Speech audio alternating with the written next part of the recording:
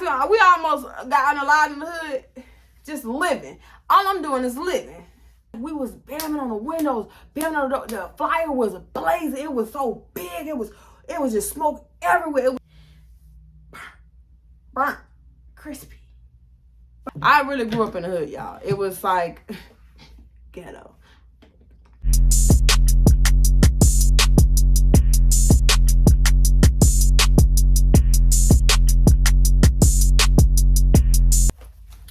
Welcome back, Jews and Jems, to my channel. We are here with another story time. You know, it's Memorial Day, and I'm finally recording another video. I have just been not inspired to sit down and just give y'all these story times. Why? You know? Anyways, we going back to the book of Genesis.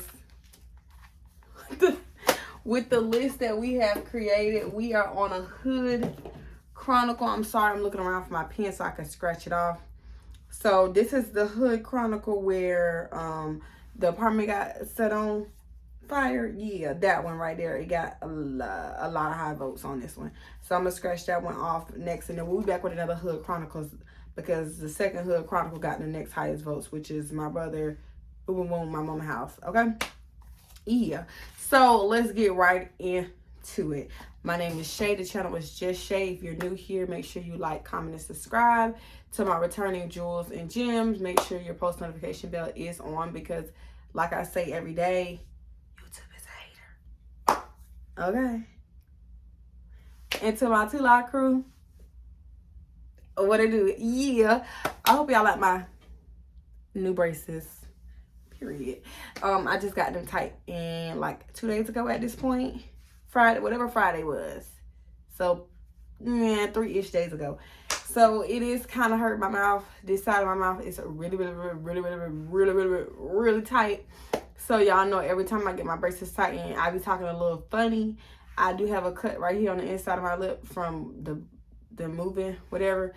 So just bear with me if I start talking a little funny, okay?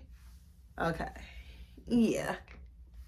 So this is really 2 story times in one, because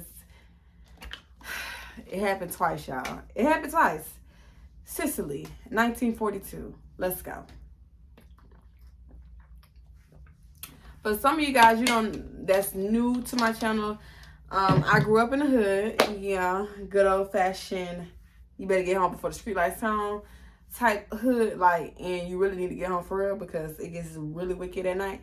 So growing up in the hood was like so many different crazy things would happen throughout the neighborhood, whether it was your family or your best friend's family or the kids down the street. You know, we had people that we called, you know, the creepy old lady down to the dirty foots. Like, it just varied, right? So living where we live, my mom still actually lives in the hood, which is like, a girl, we gotta grow up. But it's like the apartments are set up line by line by line by line. Now, some hoods have apartment complexes. This was like a neighborhood, like a regular neighborhood where there's houses and apartments. So for this set of apartments, what the fuck is he sending me a video for? For this set of apartments, the apartments that I'm speaking on in particular for both story times, I will give you the layout of how it looks. So when you're coming down the street, it is literally, you could consider it a duplex, because it's 2 apartments together in one big unit, right? So it's a duplex, and a duplex. So 3 set of duplexes, right? And the way the duplexes are, like, I'm in a duplex, but I don't see my neighbors unless I'm walking to my mailbox or they're pulling into their carport, right? Like, we're opposing each other. The way these apartments are set up, it's just the front door, a window, a front door. So, and you guys share one big parking lot area. So in between, and let me just also break this down. So in between each apartment duplex, so the first apartment duplex has like a backyard, but a side of the house, a grass side of the house, and then the next one had, I hope I'm explaining this well, the next one has a grass, and then it goes to that backyard, and then same thing. So you get a full front yard and backyard for both apartments, and there's back doors, front doors. So it's not a attached. None of it's attached. Just the duplexes are attached to kind of help. Because when I tell y'all the story, I'm like, how the whole apartment complex didn't burn down. It's not an apartment complex. It's a neighborhood with 3 duplexes. So, right. Now, this first one going to be kind of short because we was asleep the whole time it happened. But I'm going to give you the tea, what we found out when we woke up. So, we used to have these neighbors who were family to my mom's boyfriend. Remember the one I told you guys about the first Hood Chronicles where we got robbed? That stepdad that my mom was with for like almost 11 years. So his family moved into the duplex next door to my mom. So the one after the grass split. So it was a separate duplex. But we were next door. So we would step out, go across the grass to that duplex, right? Boom. They were staying there for maybe 5 or 6 months. The family itself was not well off, but none of us were. We were staying in the hood. But like there was two kids and a mom, right? And one of the kids he was mentally challenged. And rest in peace to the mom. But he was mentally challenged, so she was taking care of him around the clock. So it kind of limited her income, and we all understood that. So that's why when mom would cook, she would make sure she brought food over there to them. And plus, on top of that, that's her man's family. So, you know what I'm saying? She gonna look out, right? And for like a month straight, the neighborhood knew that they didn't have lights because it just was obvious. Their doors open all the time. You never see, even at nighttime, we never see no lights. They're always, burning candles. Like, it gave hurricane season all year round. Like, so it was very, very obvious that they're going through some financial struggles right now, and it's really hard for them to keep the lights on. And with Lakeland Electric, baby, you got to pay that fee to get them lights back on. You got to pay whatever you owe, but then it's a separate fee to get it turned back on. So sometimes I can give you the fee for what I owe you, but that extra fee, I can't do it. So a lot of times people just have to go without lights for an extended period of time because the extra fee would really be holding them back. So we couldn't get them no money, but you need some candles, you need some batteries, you need some we can look out for you, right? You know what I'm saying? During the daytime, y'all straight leave the door open. But by this time, it started getting to a point where it was really stinking the house. So they would leave the porch door closed, but the actual wooden door open all day long. There were speculations that there was rats over there, mice, like it was getting really stank over there, like a decomp, but it wasn't. It was just a lot of spoiled food and them not being able to bathe properly. It was a lot, right? So we were all like, man, this is not our business, but this is like really crazy. But again, what can we do? We're also poor, so we can only just talk about you. That's all we can do. We can't help you. We can talk about you though. But one night, now we, as normal, by 8, 9 o'clock at night, we all go to sleep unless it's a weekend. Going to sleep, we wake up the next day.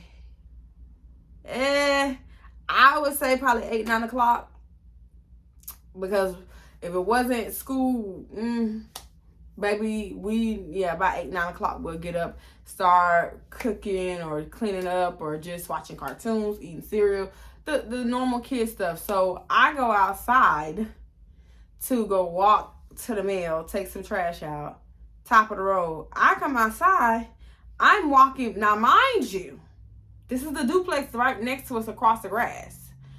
I walk out to the mailbox. I'm turning around to go back home. Boom. Burnt down apartment. Wait, hold on. Wait a minute. I'm like, I still remember how shocked I was. I'm like, what the hell? Excuse my language. What the heck? And I'm just looking at it. Like, half of the apartment duplex is burnt to a crisp. I mean, like, crispity, crunchity, crackety. Like, there was barely any, it was, the panels was on the ground. Sizzle, crunch, burnt. I remember this apartment was gone. Like, baby, it was toe up from the floor up. I don't know how the people next door a duplex didn't go down with it, but girl, let's get into it. So I go back into that. I'm like, Kaylin, which is my little sister, right? Kaylin, oh my God, Passion. It's my big sister, right? I'm like, y'all, oh my freaking God, come outside. So we go out there, and now we all looking at like, whoa, oh my God. So people are, it's like daytime, you know? So people like, oh my God, y'all finally up. We thought y'all was gonna die last night. We're like, why would we die? We was asleep. Our house ain't got. So we like, why would we die? Like, why you worried about us dying? So they're like, y'all didn't know what happened. We're like, no. So we go in the room, try to wake my mama up. Like, mama wanna get up. So she's, first of all, the worst person to wake up. She act like she don't know what's going on earth. So she finally gets up. She comes out. The next door, our actual next door neighbors who are attached to us, they come outside. Now we're all talking with the people that live in the duplex that was supposed to burn down with the duplex that was burning down, right? So we all talking. They're like, we thought y'all was gonna die last night. The ambulance, the police department, the fire department, they was all banging on you guys' door trying to get y'all to come move the car, evacuate. We all was evacuating out the apartments. We couldn't wake y'all up, y'all. Oh my God, it was so crazy, right? So they telling us this, and we like, what? They're like, we was banging on the windows, banging on the fire was blazing. It was so big. It was just smoke everywhere. They had evacuated all these apartments, and we couldn't get none of y'all up. We was bamming, knocking on doors. We was so scared y'all was gonna die. And I'm like, wow, I don't remember nobody bamming on nothing. It's 4 of us in this apartment. None of us heard the knocking and the bamming and the banging, because you said the police department, the fire department, the ambulance, no, and the neighbors collectively. None of us heard this. That's suspicious. What were we on? Were we in a slight coma? Did the smoke in what's called? We inhaled the smoke. Did it send us in a slight coma? Did y'all think about that? You know what I'm saying? Because how did none of us hear this bamming? They were like, the fire was blazing so bad, they thought that my mom's car was going to start burning as well. And they were trying to get her to move her vehicle because everybody else had already moved their vehicles off the street. Like, if y'all could have seen this apartment, bro, crazy is how it looked afterwards. So they were telling us that the next door neighbors that the apartment had burnt down, which was my stepdad's family, that basically, you know, we had already knew there was burning candles throughout the night and stuff. So I guess normally before they go to sleep, they would, you know, blow out the candles. But I guess last night that they had forgot to blow out the candles, and one of the candles ended up burning all the way down and start burning on the wall next to what it was sitting on, right? And just it started from there. And because they had so many candles lit around the apartment, because the duplexes in that neighborhood are 2-bedroom, 1 bath, the ones that I'm referring to. Now there's more duplexes that are bigger and smaller as well, but the ones that I'm referring to, all 3 of those duplexes are 2 bedrooms, 1 bath. So they had them all around the apartment. So she was saying once it started, it just got bigger and bigger, and it got so big so fast, they barely even had time to get out of the apartment. And so she was saying it just was like going crazy. The fire was literally raging and huge, because we had also woke up, and I did notice it, but I didn't, you know, the apartment, the neighborhood was a little raggedy, right? So let me tell y'all something. We woke up and I was realizing, like, why is a lot of, like, nothing in here is really working for real? Like, the power seemed like it was off. So I was like, certain things is working, certain things is not working. Like, the TV in the living room working, but the TV in the back room not working. It gave the power out? I don't get it. But also, because I had lived in this apartment so long, that was not something that was abnormal, because we had really big, huge trees in the backyard, and there was a power line in the backyard, and there was a power line in the front yard. And a few times where if people were like playing around too much, or if the trees would get really old, they would fall on the power line, which would affect only half of the apartment, which I think is crazy. That's so freaking crazy. It happens in this apartment too sometimes. But so I was like, oh, maybe another tree fell or something like that, because it was, when you looked at the backyard, it was crazy back there. Like, I don't mean like crazy like, oh my God, it's so many leaves everywhere. I mean like it looked like it was a fire back there too. Like, it was wow. So I'm thinking, oh shoot. She was like, oh no. It was, I'm talking about the power lines caught fire. Half of us didn't have power up until this morning.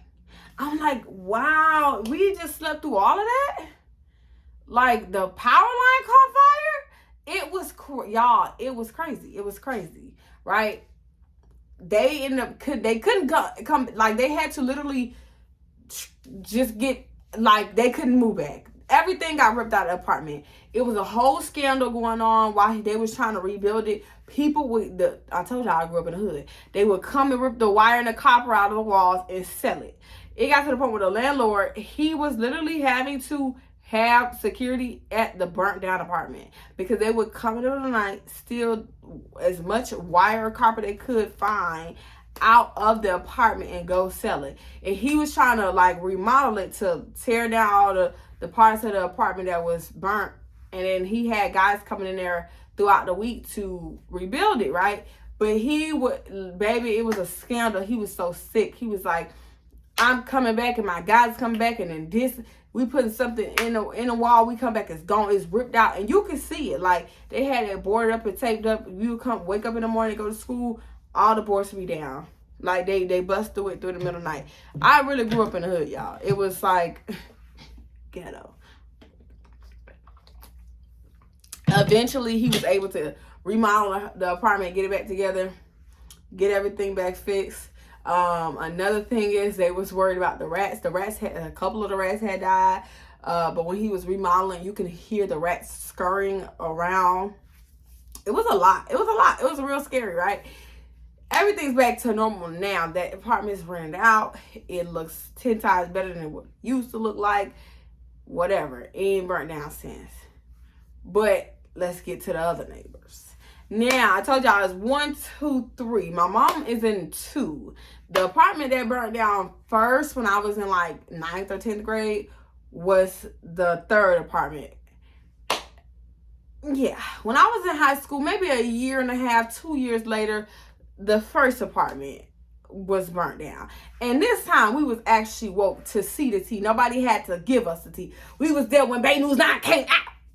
We was there when the police was there investigating, asking for witnesses. We were there. We were up in our PJs. So here we go. So now the 1st apartment is owned by a different landlord. So it be real sketchy, the people that he be having in that apartment, like being tenants to that apartment. It's real, how you find these people?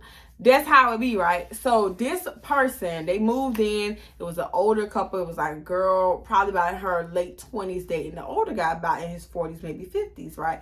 He groomed her.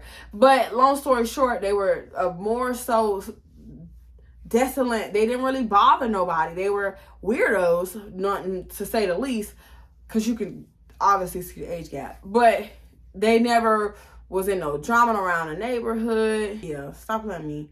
There wasn't no drama around the neighborhood. It just was not a conventional what you would see in a daily basis, right?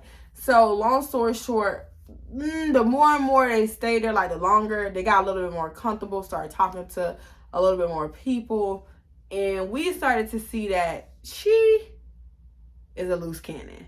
Like, she was the problem in the street, hollering on the phone, real, where the fuck you at? Like, it gave, you got a lot of energy, lady, you know? So for the most part, we kind of realized, like, he just go to work, he be kind of keeping whatever he got going on inside the house, and then she was brazen, very brazen. So it didn't surprise us when this happened. Late at night, a weekend again. The weekends really set it off for people, don't they? So weekend, we all outside, you know, some on the weekends, my mom and my aunties, they used to gather around, hang outside, party, play spades, dominoes, drink, just sit around outside on the porch. They still do it to this day, but that just was something normal. So we would stay up, we'd listen to music, watching movies and stuff, the cousins hanging out. Baby, all we know is boom. We run out of there. What's going on? Because we thinking something happened with the family. They sit outside playing spades. Boom is all we hear. So we run to their rescue. Baby, it's a fire. She done set fire to the apartment. And it wasn't like blazing yet. But you could see she hadn't ran out. So you could see like, oh shit, it's smoke going on. Like, and she hadn't tried to like, oh, call the ambulance, give me a fire extinguisher. Like, no, she ran. Like, that's it. That's all she did. So we were like, what's going on? Somebody call the police. Somebody call the ambulance. So we called the fire department. Like 10 minutes go by. Now it's still, the fire is still going. Let's not get it twisted. Just because she ran didn't mean the fire went out. That did not happen. And nobody ran in there to put it out.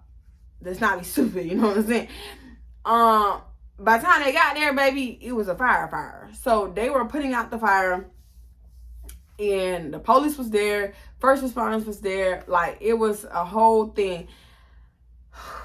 This was not something that was settled in like 15 minutes. So at first all of the neighbors, including the attached neighbors to them, we all standing around outside, the people around the neighborhood, because they see the police, you know, we black, we nosy. So we just all like, what's going on? She ran out of the apartment. Where's her boyfriend? Oh man, she be living with. Like, what's going on? He ain't came out the apartment yet. Like, girl, the ambulance come out with the stretcher.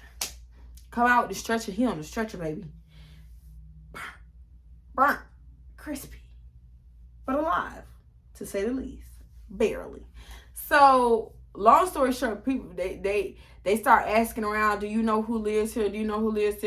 So the people that's attached helped them out, like, oh, whatever her name was, we call her Wakita Jones. She lives there, but when the fire had first started, she had ran off. So it's like, does anybody have a contact for her?